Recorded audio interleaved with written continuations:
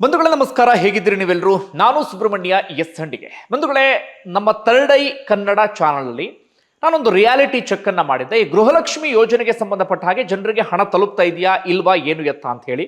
ಯಾಕಂದ್ರೆ ರಾಜ್ಯ ಸರ್ಕಾರ ಅದನ್ನ ಒಪ್ಕೊಳ್ಳೋದಕ್ಕೆ ರೆಡಿ ಇರಲಿಲ್ಲ. ಅಂದ್ರೆ ಗೃಹಲಕ್ಷ್ಮಿ ಹಣ ಮಹಿಳೆಯರಿಗೆ ತಲುಪ್ತಾ ಇಲ್ಲ, ಅವರ ಅಕೌಂಟ್ಗೆ ಹಾಕ್ತಾ ಇಲ್ಲ ಅಂತ ಹೇಳಿ ರಾಜ್ಯ ಸರ್ಕಾರ ಒಪ್ಕೊಳ್ಳೋದಕ್ಕೆ ರೆಡಿ ಇರಲಿಲ್ಲ. ಹೀಗಾಗಿ ಜನರನ್ನೇ ಮಾತಾಡ್ಸೋಣ ಅಂತ ಹೇಳಿ ಒಂದಷ್ಟು ಭಾಗಕ್ಕೆ ಹೋಗಿದ್ದೆ. ಅದರಲ್ಲೂ ಕೂಡ ವಿಶೇಷವಾಗಿ ಗ್ರಾಮೀಣ ಪ್ರದೇಶದ ಕಡೆಗೆ ಹೋಗಿದೆ. ಈ ಹಾಸನದಿಂದ ಬೆಂಗಳೂರಿನ ನಡುವೆ ಈ ತಿಪ್ಟೂರು, ತುರುವೇಕೆರೆ ಈ ಭಾಗದ ಒಂದಷ್ಟು ಜನರನ್ನ ಮಾತಾಡ್ಸಿದ್ದೆ. ಯಾಕಂದ್ರೆ ಒಂದಷ್ಟು ಜನರನ್ನ ಮಾತಾಡ್ಸಿದ್ರೆ ನಮಗೆ ಕ್ಲಿಯರ್ ಪಿಕ್ಚರ್ ಸಿಗುತ್ತೆ ಇರುವ ಕಾರಣಕ್ಕಾಗಿ. ಅಲ್ಲದೆ ಜನರನ್ನ ಮಾತಾಡಿಸಿದಾಗ ಅವರೆಲ್ಲರೂ ಕೂಡ ಹೇಳ್ತಾ ಇದ್ದ ಅದೇ ವಿಚಾರವನ್ನ, ಗೃಹಲಕ್ಷ್ಮಿ ಹಣ ಬರ್ತಾ ಇಲ್ಲ.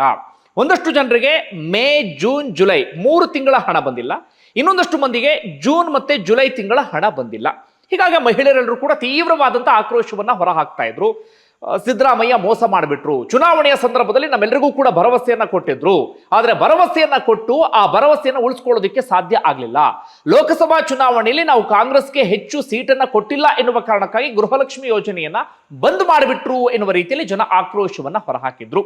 ಆ ವಿಡಿಯೋವನ್ನ ಅಪ್ಲೋಡ್ ಕೂಡ ಈಗಾಗಲೇ ಮಾಡಿ ಆಗಿದೆ. ಅದಾದ ಬಳಿಕ ರಾಜ್ಯ ಸರ್ಕಾರದ ಕಡೆಯಿಂದ, ಅಂದ್ರೆ ನಾವು ವಿಡಿಯೋ ಅಪ್ಲೋಡ್ ಮಾಡಿದ್ದಕ್ಕೆ ರಾಜ್ಯ ಸರ್ಕಾರದ ಕಡೆಯಿಂದ ಆದೇಶ ಬಂತು ಅಂತ ನಾನು ಹೇಳ್ತಾ ಇಲ್ಲ. ನಾವು ವಿಡಿಯೋ ಅಪ್ಲೋಡ್ ಮಾಡೋಕ್ಕೂ ಮುನ್ನವೇ ರಾಜ್ಯ ಸರ್ಕಾರದಿಂದ ಈ ಆದೇಶ ಬಂದಿರಬಹುದು. ಆದ್ರೆ ನಾನು ಗಮನಿಸಿದ್ದು ಅದಾದ ಬಳಿಕ ರಾಜ್ಯ ಸರ್ಕಾರದ ಕಡೆಯಿಂದ ಆದೇಶ ಬಂದಿದೆ, ಅಥವಾ ರಾಜ್ಯ ಸರ್ಕಾರ ಒಂದು ಸ್ಪಷ್ಟನೆಯನ್ನ ಕೊಟ್ಟಿದೆ. ಅದು ಗೃಹಲಕ್ಷ್ಮಿ ಯೋಜನೆಗೆ ಸಂಬಂಧಪಟ್ಟ ಹಾಗೆ. ನಿಮ್ಮಲ್ಲಿ ತುಂಬಾ ಜನರಿಗೆ ಪ್ರಶ್ನೆ ಇತ್ತು, ಗೃಹಲಕ್ಷ್ಮಿ ಯೋಜನೆಯ ಹಣ ಯಾಕೆ ಬರ್ತಾ ಇಲ್ಲ, ಇನ್ನು ಮುಂದೆ ಬರೋದಿಲ್ವಾ, ಹಣ ಹಾಕ್ತಾರಾ ಇಲ್ವಾ ಅಂತ ಹೇಳಿ. ಅದೇ ವಿಚಾರಕ್ಕೆ ಸಂಬಂಧಪಟ್ಟ ಹಾಗೆ ಇವತ್ತು ಲಕ್ಷ್ಮೀ ಹೆಬ್ಬಾಳ್ಕರ್ ಸ್ಪಷ್ಟನೆಯನ್ನ ಕೊಟ್ಟಿದ್ದಾರೆ. ಇವತ್ತಿನಿಂದಲೇ ಮಹಿಳೆಯರ ಖಾತೆಗೆ ಜೂನ್ ಮತ್ತೆ ಜುಲೈ ತಿಂಗಳ ಹಣ ಜಮೆ ಆಗುತ್ತಂತೆ. ಮೇ ತಿಂಗಳ ಹಣ ಯಾರಾದ್ರಿಗೆ ಬಂದಿಲ್ಲ ಅಂತ ಆದ್ರೆ ಅದಲ್ಲಿ ಕೋತಾಹಾದ ಹಾಗೆ. ಮೇ ತಿಂಗಳ ಹಣ ಬರೋದಿಲ್ಲ.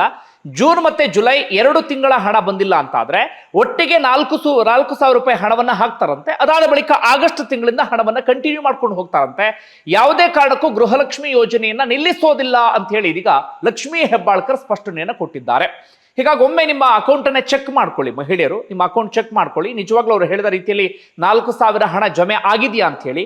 ಜಮೆ ಆಗಿದ್ರೆ ಜಮೆ ಆಗಿದೆ ಅಂತ ಹೇಳಿ ಕಮೆಂಟ್ ಬಾಕ್ಸ್ ಅಲ್ಲಿ ಮೆನ್ಷನ್ ಮಾಡಿ.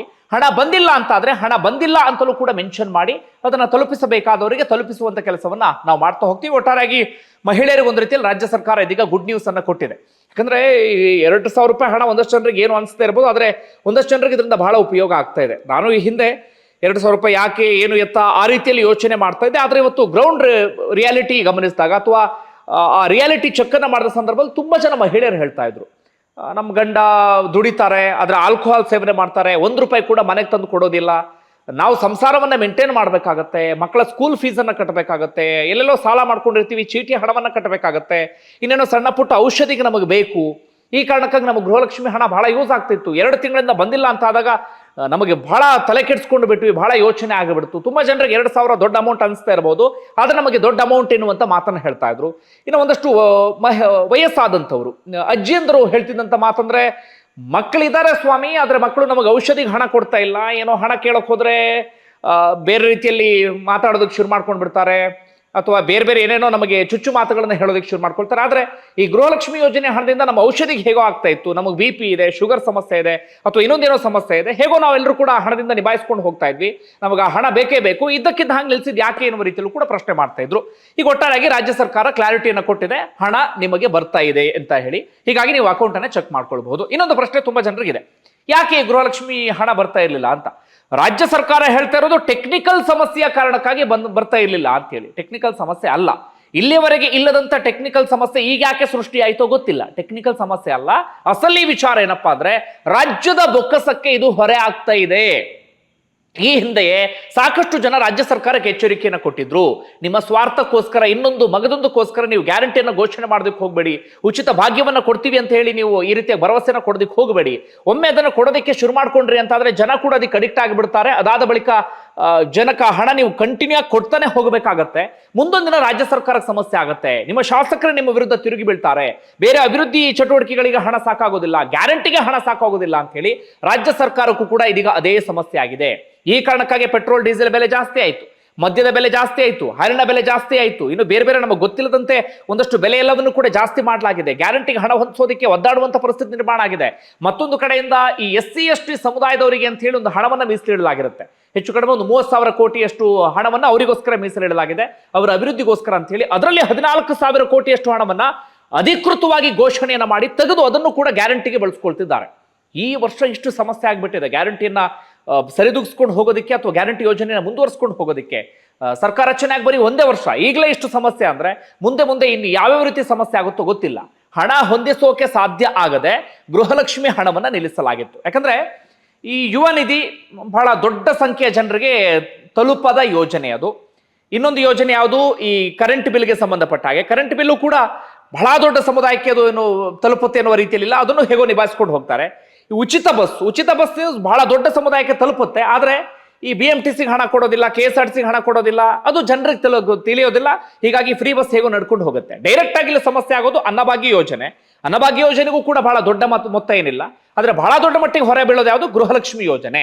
ಈ ಕಾರಣಕ್ಕಾಗಿ ಗೃಹಲಕ್ಷ್ಮಿ ಯೋಜನೆಗೆ ಹಣವನ್ನು ಹೊಂದಿಸಲಾಗದೆ ಪರದಾಡಿ ಕೊನೆಗೂ ಹೇಗೋ ಹಣವನ್ನು ಹೊಂದಿಸಿ ಇದೀಗ ಗೃಹಲಕ್ಷ್ಮಿಯರ ಖಾತೆಗೆ ಹಣವನ್ನು ಹಾಕಲಾಗಿದೆ. ಒಂದು ವರ್ಷಕ್ಕೆ ಹಿಂಗೆ. ಮುಂದೆ ಇನ್ನು ಏನೇನು ಸಮಸ್ಯೆ ಆಗುತ್ತೋ, ಇನ್ನು ಏನೇನೋ ಗೊತ್ತಿಲ್ಲ.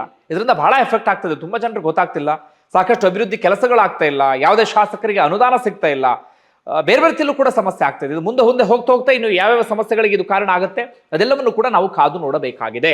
ಈಗ ಇದ್ದಿದ್ದೇ ಸಮಸ್ಯೆ, ಹಣ ಇಲ್ಲದಂತ ಕಾರಣಕ್ಕೆ ಹೀಗೆ ಮಾಡಿದ್ದಾರೆ. ಮುಂದೆ ಹಾಗಾದ್ರೆ ಗ್ಯಾರಂಟಿ ಯೋಜನೆ ಕಂಟಿನ್ಯೂ ಆಗುತ್ತಾ ಅಂತ ನೋಡ್ತಾ ಹೋಗೋದಾದ್ರೆ ಕಂಟಿನ್ಯೂ ಆಗತ್ತೆ, ಎಲ್ಲೂ ಕೂಡ ನಿಲ್ಲಿಸೋದಿಲ್ಲ. ನಿಲ್ಲಿಸಿದ್ರೆ ರಾಜ್ಯ ಸರ್ಕಾರಕ್ಕೆ ಅದೊಂದು ಕಪ್ಪು ಚುಕ್ಕಿ ಆಗತ್ತೆ. ಕೇವಲ ನಮ್ಮ ರಾಜ್ಯದಲ್ಲಿ ಮಾತ್ರ ಅಲ್ಲ, ರಾಷ್ಟ್ರ ಮಟ್ಟದಲ್ಲಿ ಕಾಂಗ್ರೆಸ್ಗೆ ಒಂದು ರೀತಿಯಲ್ಲಿ ಮೈನಸ್ ಆದ ಹಾಗಾಗ್ಬಿಡುತ್ತೆ.